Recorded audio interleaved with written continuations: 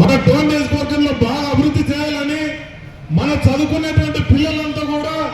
చదువుకున్న 10 పాస్ అయిన తర్వాత ఇంటర్ పాస్ అయిన తర్వాత ఒక అగ్రికల్చర్ ట్రైనింగ్ కాలేజ్ ఉంటే వాళ్ళంతా కూడా ట్రైనింగ్ తీసుకోగలిగితే మళ్ళీ వాళ్ళంతా కూడా రైతులకు వ్యవసాయానికి సంబంధించినటువంటి సలహాలు ఇవ్వడం కానీ లేదా ప్రభుత్వ ఉద్యోగాలు కానీ లేకుంటే ప్రైవేట్ కంపెనీల్లో ఉద్యోగాలు కానీ